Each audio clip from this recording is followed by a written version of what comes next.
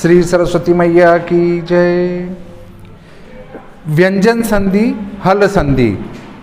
माहेश्वर सूत्र में मैंने बताया था ह से लगाकर ल तक जितने भी वर्ण हैं वो व्यंजन हैं, और जब यहाँ व्यंजन हो और उसके पीछे भी व्यंजन हो तो वहाँ पर व्यंजन संधि होगी। व्यंजन संधि का संकेत होता है जैसे सत धन जन, सत धन जन बराबर सज्जन। देखिए यहां पर ये हलंत होने से ये व्यंजन रहेगा, परंतु यदि यहां ऐसा होता तो उसमें पीछे क्या होता, स्वर होता, पर चूंकि यहां हलंत है इसलिए आदाता है सत धन जन बराबर सज्जन। देखिए व्यंजन के पश्चात स्वर या दो व्यंजन वर्णों के परस्पर व्यवधान रहित सामीप्य की स्थिति में जो व्यंजन या हल वर्ण का परिवर्तन हो जाता है वह व्यंजन संधि कही जाती है। अर्थात यहाँ व्यंजन होना चाहिए, इसके बाद स्वर भी आ सकता है और व्यंजन भी आ सकता है। यहाँ हलंत होना आवश्यक है, इसके पीछे कुछ भी हो तो व्यंजन संधि ही कहलाएगी। इश्चुत्व, स्तोह, इश्चुना, इश्चुह, स या त वर्ग तथा त थ द ध न का श या च वर्ग च छ ज ज य के साथ आगे या पीछे योग होने पर स का श तथा त वर्ग का च वर्ग में परिवर्तन हो जाता है। मनस धन चलती, मनस धन चलती, मनस धन चलती, मनस चलती, मनस चलती। यहां पर देखिए ये तो यथावत है मन, और चलती भी यथावत है, केवल स का श हो गया बस। उसके लिए यहां क्या होना चाहिए, च वर्ग होगा तो श होगा। रामस धन शेते, रामस शेते, मनस धन चंचलम, मनस चंचलम, हरिस धन शेते, हरिस शेते। त वर्ग का च वर्ग, यदि त वर्ग हुआ तो उसका च वर्ग हो जाएगा। जैसे सत धन चित, सच्चित, सत धन चरित्रम, सच्चरित्रम, उत धन चारणम, उच्चारणम, सत धन जनः, सज्जनः, उत धन ज्वलम, उज्ज्वलम, जगत जन धन जननी, जगत जननी, ष्टुत्व, ष्टुना, ष्टुह। यदि स या त वर्ग का श या ट वर्ग ट ठ ड ढ न के साथ आगे या पीछे योग हो तो स का श और त वर्ग के स्थान पर ट वर्ग हो जाता है। देखिए स वर्ग का श वर्ग, रामस धन षष्ठ, रामस षष्ठ, हरिस धन टिकते, हरिस टिकते। त वर्ग का ट वर्ग, ये वर्ग मैंने अच्छी प्रकार से समझाया है। वर्ग किसे कहते हैं, यदि क ख ग ग घ है तो वो सभी सदस्य क वर्ग के सदस्य कहलाएंगे। ऐसे ही च वर्ग, ट वर्ग, त वर्ग ऐसे होगा। वो मैं पहले लिख के पूरा व्यवस्थित समझा चुका हूं।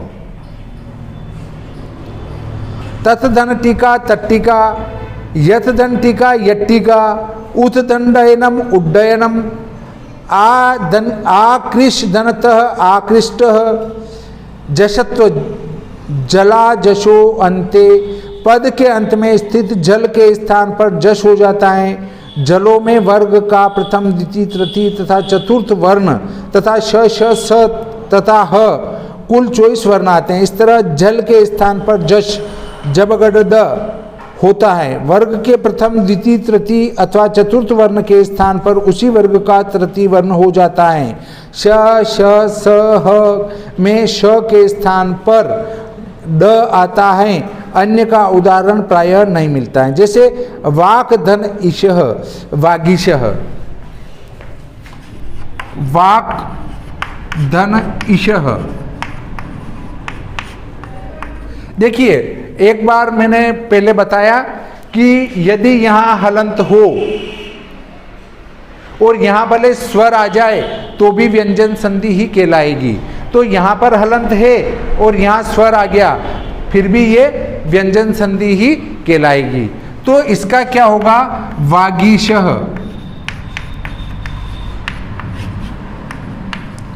यहां पर इसका तृतीय वर्ण हो जाएगा, वर्ग का तृतीय। क वर्ग है तो इसका तृतीय क्या होगा? क ख ग हो गया। और यहां ग हुआ और इसकी मात्रा लग गई तो वागीशः हो गया।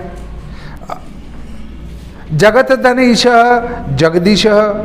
त थ द, त का तीसरा हो गया के द, तो जगदीशः हो जाता है।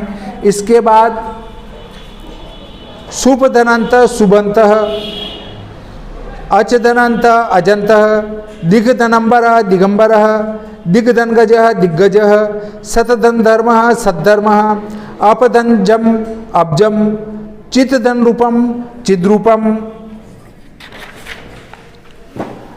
चर्त्व खरीच यदि वर्गों क वर्ग, च वर्ग, ट वर्ग, त वर्ग तथा प वर्ग के द्वितीय, तृतीय या चतुर्थ वर्ण के बाद वर्ग का प्रथम या द्वितीय वर्ण या श श स आए तो पहले आने वाला वर्ण अपने ही वर्ग का प्रथम वर्ण हो जाता है। जैसे सदधनकारः सत्कारः, लभधनस्यते लप्स्यते, दिग धनपालः दिक्पालः।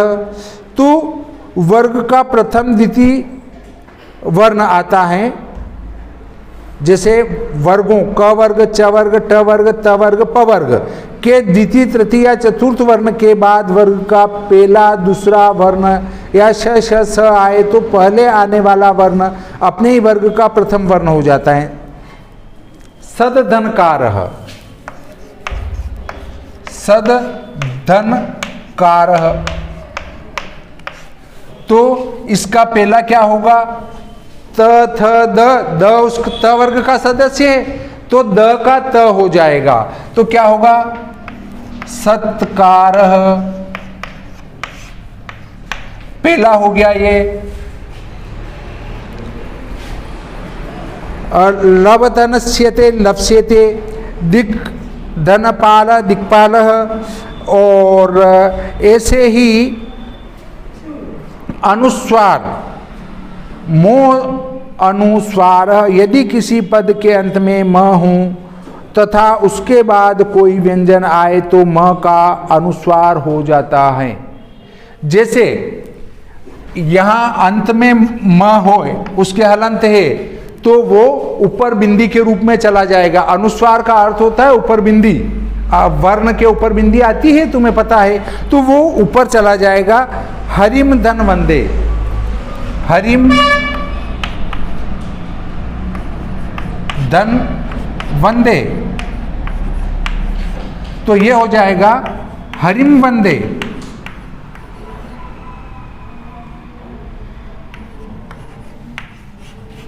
हरिम वंदे। अहम धन गच्छामि, अहम गच्छामि। परस्वर्ण अनुस्वारस्य यही परस्वर्णः, अनुस्वार के बाद कोई भी वर्गीय व्यंजन आए तो अनुस्वार के स्थान पर आगे वाले वर्ण के वर्ग का पंचम वर्ण हो जाता है। यह नियम पदांत में भी नहीं भी लगता है, कभी कभी पदांत में नहीं भी लगता है। अम धनकितः अंकितः,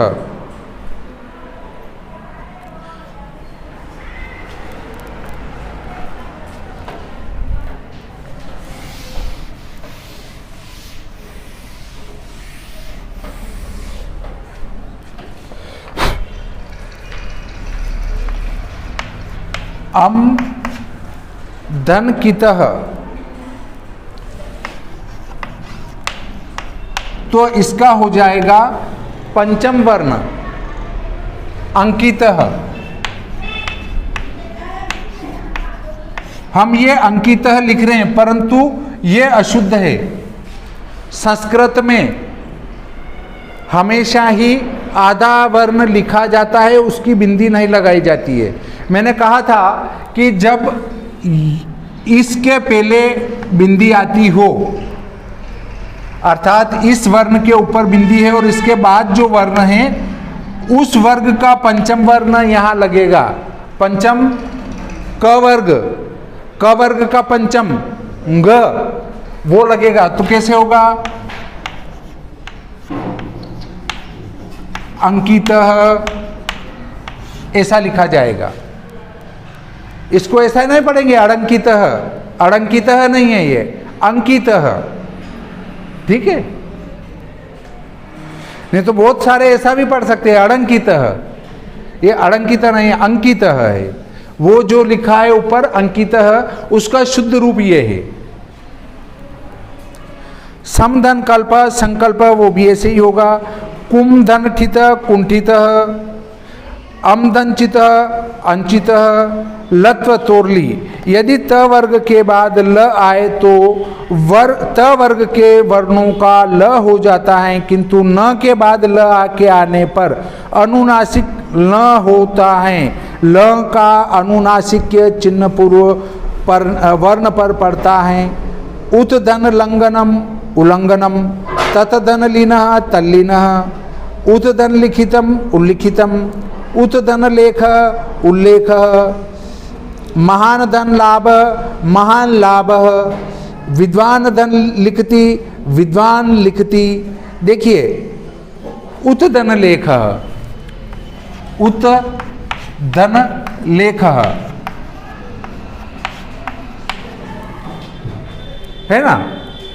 तो यहाँ इसकी शर्त क्या बताई है कि त वर्ग के बाद ल आए तो त वर्ग के वर्णों का ल हो जाता है। तो यहाँ त आने पर इसका ल हो जाएगा। तो उल्लेख, ये त का ल हो गया। छत्व शश छो अटी, यदि श के पूर्व पदांत में किसी वर्ग का प्रथम द्वितीय तृतीय अथवा चतुर्थ वर्ण हो या र ल व अथवा ह हो तो श के स्थान पर छ हो जाता है। एतत् धन शोभनम, एतत् शोभनम, एतत् धन शोभनम,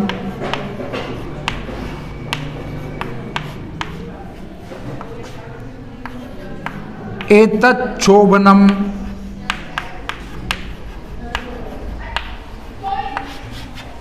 एतत् शोभनम।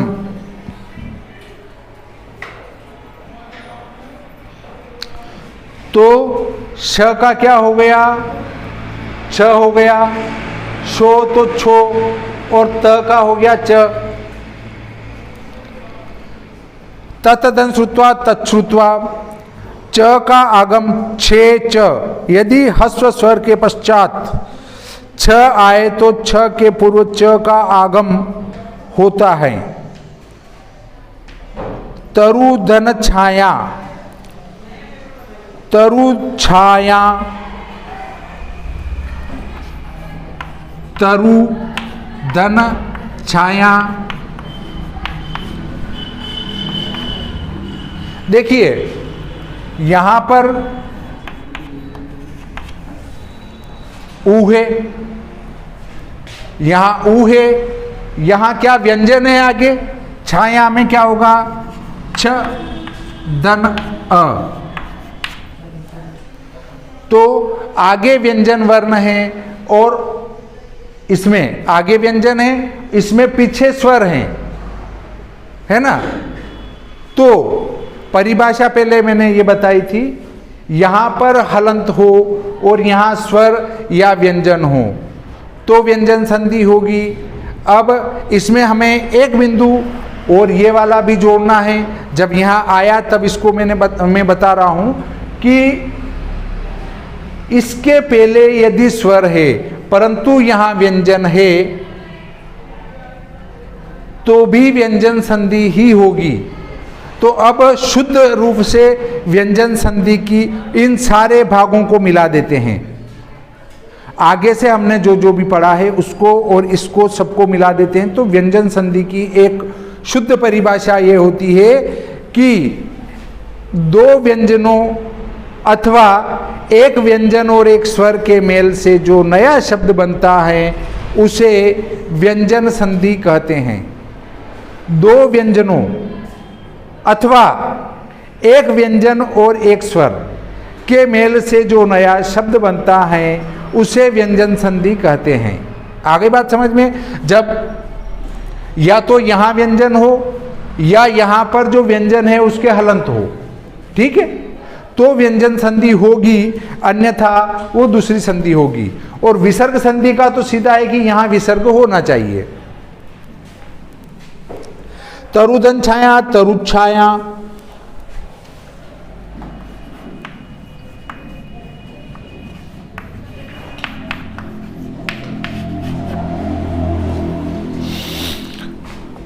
अनुधन छेद, अनुच्छेद, परिधन छेद, परिच्छेद, र का लोप तथा पूर्व स्वर का दीर्घ होना, रोरी। यदि र के बाद र हो तो पहले र का लोप हो जाता है तथा उसका पूर्ववर्ती स्वर दीर्घ हो जाता है। स्वर धन राज्यम, स्वराज्यम, स्वर धन राज्यम।